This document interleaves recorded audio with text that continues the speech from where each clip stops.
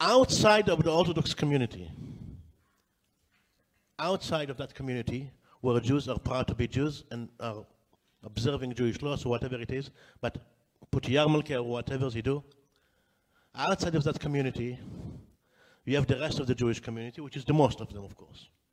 Some have been gone, assimilated totally, and then there are the others, the ones what you call American Jews, the majority of them. In state after state, temple after temple, what I saw and what I witnessed was a nightmare. You see rabbis or so-called rabbis, leaders, supposedly leaders, standing at the podium, and all they can tell to the listeners is that Israel is an apartheid state and that Judaism is racism. That's what they preach you. Over and over and over again. I'll give you one example I'll share with you in St. Paul. When there was an afternoon in Sunday, the congregation is invited to a talk, a schmooze or whatever, about racism.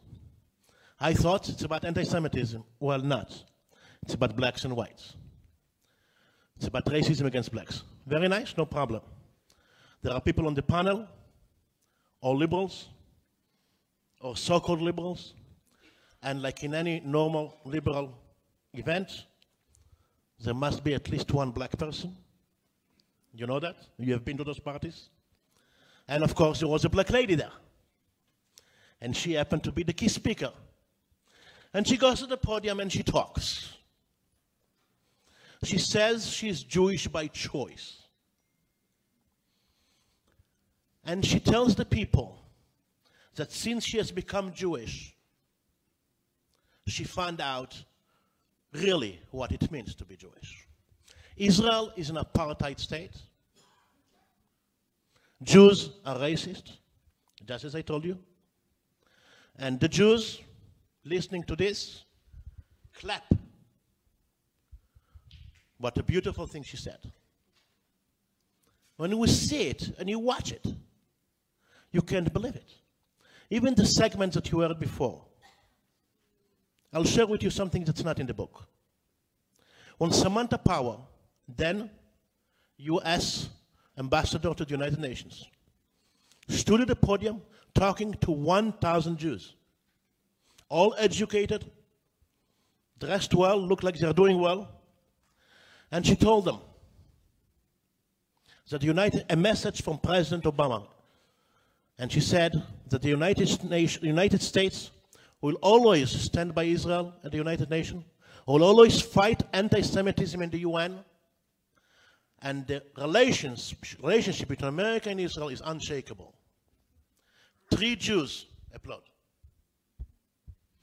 Then comes to the stage Ayman Ouda from the Joint List, Arab-Israeli Knesset member.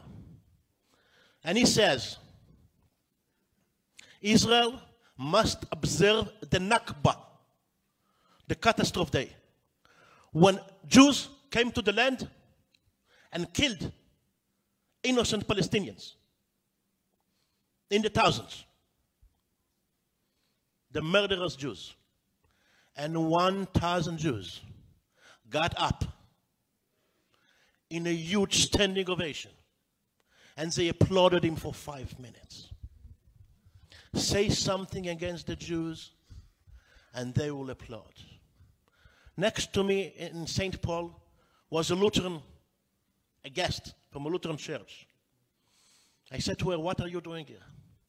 She told me she wanted to find how the Jews deal with race issues. I say, what did you find? Said the Jews are racist as well. Racist Jews. She brings the message over. Place by place by place. I'm interviewing in Berkeley University, UC Berkeley, a state university, the best state university in the United States of America.